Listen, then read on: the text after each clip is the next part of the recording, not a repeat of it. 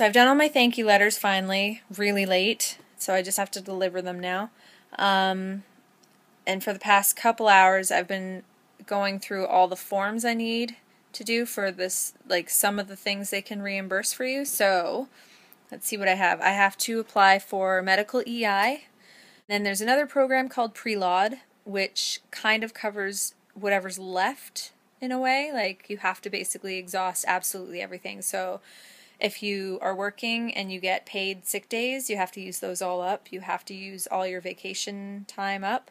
You have to do all that. You have to, if you have medical EI and if you are doing the Northern Travel Grant, they need all that information because they can only give you what's left, sort of thing. So their form is a lot of work. Like it's a lot of, you need all your receipts for every trip you've gone. So what they'll do though is they'll do meal receipts, they'll do, I thought I was supposed to save gas receipts, but there's nothing on there about that. They actually go by mileage, so I'm not sure if gas even really matters, but I'm saving those anyway. You have to like give them what you have, and I think for the Northern Travel Grant, I think they need receipts or something. Oh no, that's if you're going by a train or plane or whatever else that isn't your vehicle. So there's this here. This is an application checklist of what you should remember. Section A, you can fill out. See, here's what's confusing for me, because it says you can get your thing opened as soon as possible, so there's no delays, but then it also wants you to do the Northern Travel Grant thing, and you can't do that until the day of surgery, I think. Maybe not. Oh, I'm so confused. Everything is basically waiting on the day of surgery because that's kind of the point, I think.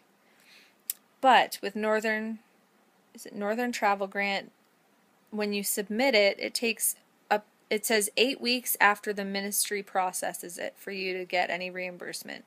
So that's 2 months. So that kind of doesn't help while that happens because your bills and everything need to be paid during.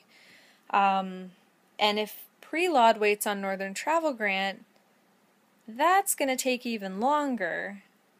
EI just does its own thing with its own delay, and I don't know how long that'll be. A lot of people get like really bad delays with EI. So this is basically why you need to fundraise, I think, because you have this gap, this huge gap in between where you're kind of like crossing your fingers and checking your mailbox, or asking someone else to, because you're probably going to want to sleep. So there's so much paperwork here. There's like, oh my goodness, let's see here. There's the application form, consent to sharing personal information with Northern Health Travel Grant for the purpose of determining eligibility for reimbursement form. Loss of income certificate. Oh, here, this is another one. Loss of income certificate, you need the transplant physician to fill out, as well as you.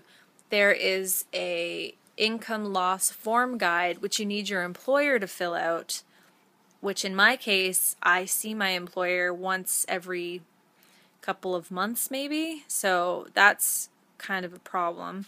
But they basically have to go over the dates you're going to be off, and they have to kind of do the math on it and figure out what your average income loss will be, and they have to confirm that you don't have any like any vacation pay or sick days with pay that you can use, because you need to tap all that out first, which I've had to because my hours were cut. That's the other thing. Okay, so we initially thought my surgery was in February.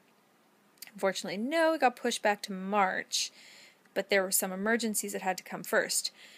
But that's kind of left me in a spot that's a little bit dangerous here, because what happened was all my employers kind of expected me to be gone, and I have gone from 2 regular jobs anyway that were full-time, and then some. I was making about 500 or 600 a week with those jobs, and I have been cut down to about under 9 hours a week with one job. I don't even have the other job anymore.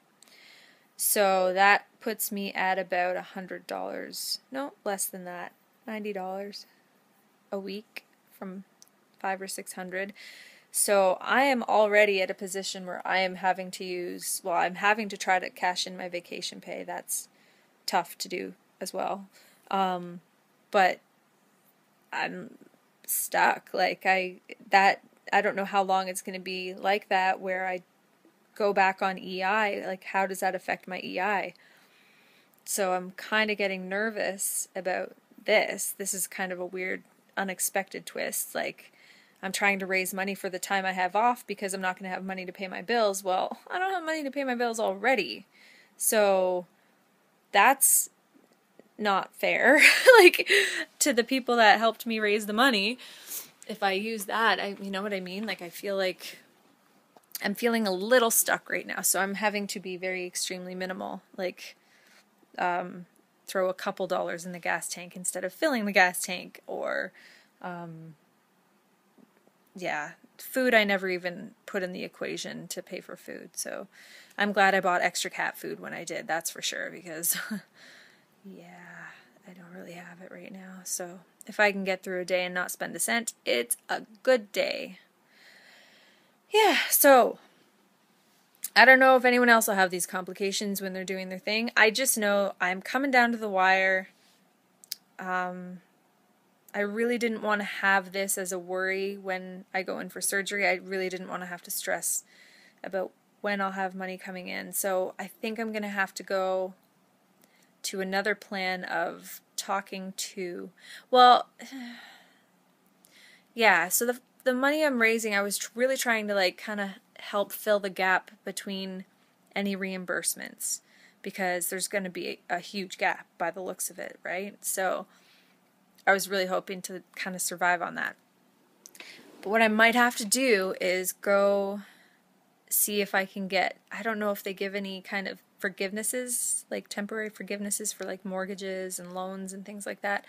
I don't want to let my phone bill go for a few months, but I might have to just for a bit. Let's see what else I have. I have insurance. I've got the house bill that I pay. I can't let that go because that's everybody's stuff, so I can't do that. So I'm just going to see what I can do. Maybe try to like just call everyone and see what I can do to minimize everything. See if I can work that out even tighter. Gotta think of something, but I know I have a lot of support and I've had a lot of help. Everyone's trying to make me not worry because they know that's probably the last thing you need when you go into surgery is to be all stressed out. And we want this liver to be healthy. So I know it's going to work out. I know everything has, the way it all falls into place like this, like, you know it's meant to be when all things fall into place. Can you not eat what's on the floor, please? Thank you. Anyway, so that's where that is. I'm trying really hard not to worry about it. I know it'll be okay. People have gone through worse financially. I've just never let my bills go behind, and that's why it's stressful, I think.